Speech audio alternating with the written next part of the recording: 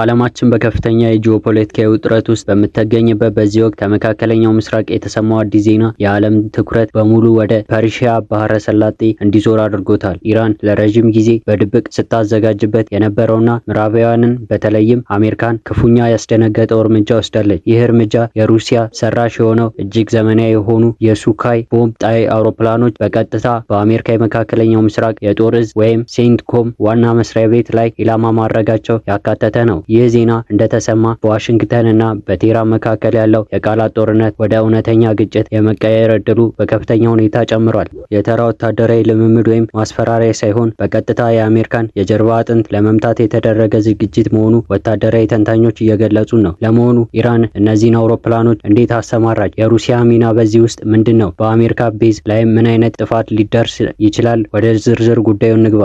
በመካከለኛው ምስራቅ ሰማይ ስር አዲስና አስፈሪ ደመና እያጠላ ነው። የኢራን እስላማዊ ሪፐብሊክ የአየር ኃይል ባልተጠበቀ ሁኔታ የሩሲያ ሰራሽ የሆኑትን የሱኮይ ቦምብ ጣይ ጀቶች ወደ ስልታዊ ቦታዎቹ በማንቀሳቀስ በአሜሪካ የጦር ሰፈር ላይ ቀጥተኛ ስጋት ደቅኗል። በኳታር ዶሃ አቅራቢያ የሚገኘው አል ኡዴን የአየር ጣቢያ የአሜሪካ ማዕከላዊ እዝ ወይም ሴንትኮም ዋና መስሪያ ቤት የዚህ አደገኛ ስምሪት ዋና ኢላማ እንደሆነ እየተነገረ ነው። ይህ ቤዝ አሜሪካ በመካከለኛው ምስራቅ በአፍጋኒስታን እና በሶሪያ ለምታደርጋቸው ወታደራዊ እንቅስቃሴ እንደ ነርቭ ማዕከል የሚያገለግል ሲሆን በውስጡም በሺዎች የሚቆጠሩ የአሜሪካ ወታደሮችና እጅግ ዘመናዊ የሆኑ የጦር መሳሪያዎች ይገኛሉ። ኢራን ይህንን ቤዝ ኢላማ ውስጥ ያስገባው በቀላሉ የሚታይ ጉዳይ አይደለም። ይህ ጦርነት ቢቀሰቀስ የመጀመሪያና ወሳኙ ምዕራፍ የት እንደሚሆን የሚያመለክት ግልጽ መልእክት ነው።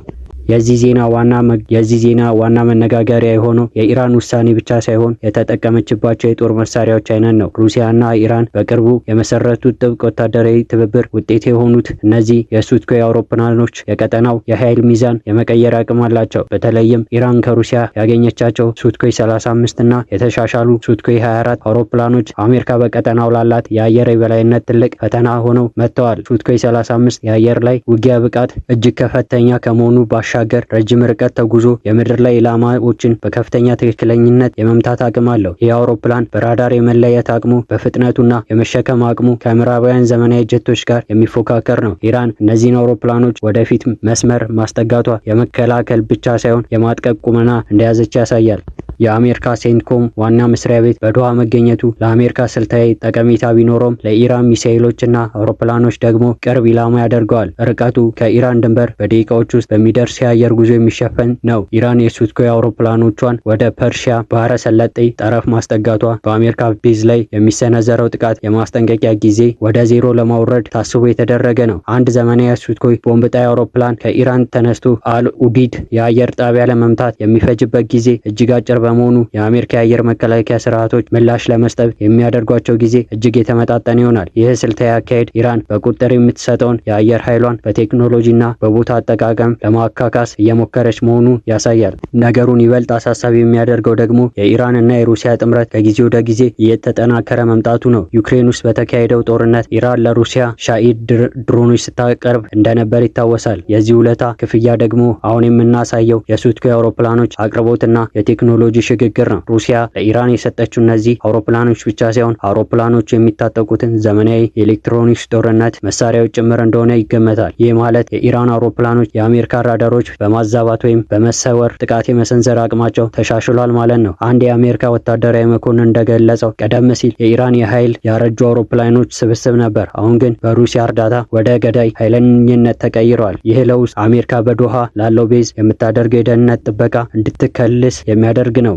የኢራን የሱኮይ ስምሪት ዝርዝር ስንመለከት በተለይም ሱኮይ 24 አውሮፕላኖች ያላቸው ሚና ቀላል አይባልም። ምንም እንኳን እነዚህ አውሮፕላኖች በአንጻርነት የቆዩ ቢሆኑም በተለይም በዝቅተኛ ከፍታ እየበረሩ ቦምብ በመጣል ረገድ የተረጋገጠ ብቃት አላቸው። ኢራን እነዚህን አውሮፕላኖች ከዘመናዊ ክሩይዝ ሚሳኤሎች ጋር በማስተባበር አቅማቸውን አሳድጋለች። በአንድ ጊዜ በርካታ አውሮፕላኖች ተነስተው ወደ አል ኡዲድ ቤዝ ቢመጡ የአሜሪካ የአየር መከላከያ ስርዓት ሁሉንም በአንዴ ለመጥለፍ ሊቸገር ይችላል። ይህ የመንጋ ጥቃት ስትራቴጂ ኢራን በድሮኖቿ የምትታወቅበት ቢሆንም አሁን ግን ትላልቅ ቦምብ ጣይ አውሮፕላኖች በዚህ ስልት ለመጠቀም መዘጋጀቷ የአደጋውን መጠን ከፍ ያደርገዋል። የአልኡድ የአየር ጣቢያ ለምን ወሳኝ ሆነ? ይህ ቦታ የአሜሪካ አየር ኃይል በመካከለኛው ምስራቅ ለምታደርገው ማንኛውም እንቅስቃሴ እንደ መተንፈሻ ሳንባ ነው። የነዳጅ ማደያ አውሮፕላኖች፣ የስለላ አውሮፕላኖች እና ስልት ቦምብ ጣዮች የሚነሱ ከዚህ ጣቢያ ነው። ኢራን ይህ ቦታ በሱኮይ አውሮፕላን አማካኝነት ስጋት ውስጥ መክተቷ አሜሪካ በየትኛውም የመካከለኛ ምስራቅ ክፍል የምታደርገው እንቅስቃሴ ሽባ ለማድረግ ያስለው ነው። ቴህራን የምታስተላልፈው መልእክት ግልጽ ነው። አሜሪካ በኢራን ላይ ጥቃት ለመሰንዘር ብታስብ ዋጋው የራሷ ዋና እዝ ማጣት ሊሆን ይችላል። ይህ አይነቱ የመከላከያ ስልት ጠላት ጥቃት ከመሰንዘሩ በፊት እንዲያስብበት የሚያደርግ ነው። ነገር ግን ሁኔታው ከቁጥጥር ውጭ ወጥቶ ወደ እውነተኛ ጦርነት ከተቀየረ አልኡድ የመጀመሪያው የጦር ሜዳ ይሆናል። የአሜሪካ ምላሽ ምን ሊሆን ይችላል? ዋሽንግተን ይህን የኢራን እንቅስቃሴ በዝምታ አልተመለከተችም። የሳተላይት ምስሎች እንደሚያሳዩት ኢራን አውሮፕላኖቿን ወደ ማጥቂያ ቦታዎች ስታንቀሳቀስ አሜሪካም ተጨማሪ F-35 እና F-22 ራዳር የማያርፉ አውሮፕላኖች ወደ ቀጠናው አስጠግታለች። የአሜሪካ ወታደራዊ አዛዦች የኢራን አቅም አሳስበው ባሳዩት የአሜሪካ የአየር መከላከያ አውታር ጥቃቱን የመመከት አቅም እንዳለው ይናገራሉ። ሆኖም የሩሲያ ቴክኖሎጂ በኢራን እጅ መግባቱ ነገሮችን ውስብስብ አድርጎታል። ሩሲያ ለኢራን የሰጠችው የቴክኖሎጂ ድጋፍ የአሜሪካ አውሮፕላኖች ከሩቅ ለመለየት የሚያስችል ሊሆን ስለሚችል የአሜሪካ አብራሪዎች እንደ ቀድሞ በነጻነት በኢራን ሰማይ ላይ ለመብረር አይችሉም። በዚህ ውጥረት መሃል እስራኤል ያላት ቦታ ሊረሳ አይገባም። የኢራን የሱኮይ አውሮፕላኖች ስምሪት ለእስራኤል ቀጥተኛ ስጋት ነው። እስራኤል የኢራን የኒኩሌር ጣቢያዎችን ለመምታት እቅድ እንዳላት በተደጋጋሚ ሲገልጽ ቆይታለች። ኢራን ዘመናዊ የሩሲያ አውሮፕላኖችን ማግኘቷ የእስራኤልን የአየር ጥቃት እቅድ በእጅጉ ያወሳስበዋል። ሱኮይ 35 አውሮፕላኖች የእስራኤልን F-35 አውሮፕላኖች ለመገዳደር አቅም ስላላቸው እስራኤል በኢራን ላይ የምታደርገው ማንኛውም ጥቃት አደገኛው ዋጋ ሊያስከፍል ስለሚችል ይህ ውሳኔ አሜሪካን በቀጥታ ወደ ግጭት እንድትገባ ሊያስገድዳት ይችላል።